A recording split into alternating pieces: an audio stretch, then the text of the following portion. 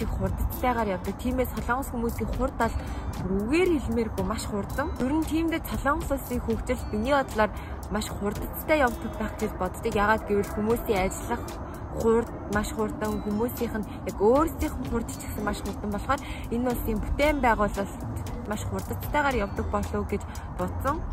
За хоёрдугаарт болохоор нас асуух. За яагаад би хоёрдугаарт нас асуух гэдэг зүйлийг гаргаж ирсэн бэ гэхлээр Солонгост ямар нэг хүнтэй танилцсангууд тэр хүнтэй танилцсаны дараа нэрээс дараа шууд насыг асуудаг. Надаас ч гэсэн хамгийн анх танилцаад шууд намайг хэдэн оных вэ? Ямар жилтэй вэ?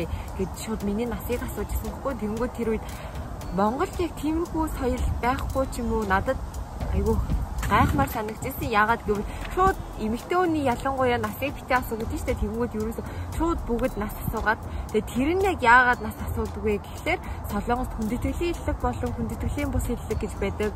Тэгээ түүнээсээ шалтгаалаад тэр хүн надаас нэг насаар дүү байна уу, нэг насаар ихч вэ нү гэдгээс шалтгаалаад хүндэтгэлийн хэрэглэхгүй, хүндэтгэлийн бус хэллэг хэрэглэхгүй гэдгийг шийддэг болохоор тэр хүмүүс танилцсангуудлаа шууд насыг асууж ерөөхдөө ямар хэллэг хэрэглэх вэ гэдгийг шийддэг. Тэгээ манай ангийнхны хувьд надаас 1 насаар ихч, надаас 2 насаар ихч ингээ хүүхдүүд байдаг. Тэгээд би тэр хүүхдүүдтэй хичнээн найзууд ч гэсэн тэр хүүхдүүдийг дуудахдаа ихчээ, эсвэл ахаа гэж дууддаг. Тэгээ хамгийн анх ингээд сургуультай орсон чинь манай сургуулийн хүүхдүүд бүгдээрээ надад ингээд насаа хэлээл. Тэгээ тэр хүүхдүүд хичнээн хоорондоо сайн найзууд байлаа ч гэсэн нэгнийгээ дуудахдаа ихчээ, нэгнийгээ дуудахдаа ахаа гэж дууддаг байсан надад маш сонирхолтой санагдчихсан. Яагаад гэвэл Монгол надаас 3 насаар ихч ч юм уу надаас 4 насаар ихч манай найз нар байдаг.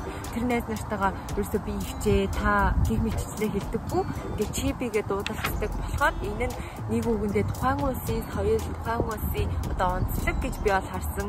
Тэгээ тийм болохоор одоо нөгөө усыг нь уул, ясыг нь даг гэдэг шиг одоо Солонгос улсын яг энэ ёсонд нь тасаад надаас хичнээн 1 насаар хичээсэн ч гэсэн ихчээ, ахаа гэж дууддаг болсон байгаа. За 3 дугаарт юу вэ гэвэл энэ 3 дугаарт байгаа зүйл надад маш их зовлон болж намайг маш их зовоосон. За энэ яг юу вэ гэхлээр амтдны ертөнд гэдэг би нэрийг өгсөн.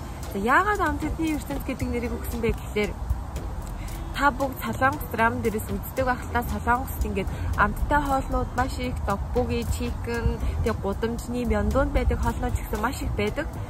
Тэгэд яг Солонгост ирээд одоо мянduнд очиад үзэн чинь яг кинон дээр гадаг шиг тэр гудамжны хоолнууд бүгдээрээ тэнгүүтлээ амттай чикен, пиццаны газрууд ч гэсэн маш их тэгсэн мөртлөө үний хувьд хайцангуй хямдхан надад санагдчихсан. Тийм болохоор идэж үзээгүй, амсаж үзээгүй хоолоо идэхийн тулд маш их ингээл энэ тэрүүгээр яваад хоол амсаж үзээл амттай хоолнууд амар хөөсөн болохоор өөрөө мэдлгүй эцээр хагаад нэг мэдсэн чинь би бараг 8 кг таргалсан байсан. Тэгээ ер нь Солонгост ирсэн хүмүүсийн хувьд л таргалдаггүй хүмүүс бараг байхгүй хаа. Ихэнх хүмүүсийн хувьд 4 кг, 5 кг таргалсан гэдэг. Яагаад гэвэл нэгдүгээр будааны хөлт гэж бас байдаг. Будаа эцээр хагаад би хөөгөөд тодорхой хэмжээний таргалалт үүсдэг. Идэж үзээгүй хоолоо идэж үзэхэд бол эцээр хагаад таргалсан хүмүүс ч гэсэн байдаг. Гэтэ яг хөө Монголдо эргээд очингууд одоо будааны хөлт гараад ч юм уу буцаанд хэвийн жиндээ орох тохиолдлууд байдаг. За энэ мэтчлэн Солонгост ингээд маш хөгжилтэй, сонирхолтой зүйлсүүд миний хувьд маш их байдаг гэж боддог. Миний бичлэгийг дуусна үзэн та бүхэнд маш их баярлалаа. Хэрвээ миний бичлэг танд таалагдвал та лайк дараад subscribe хийгээд хоохон дээр дахиад барцгаа.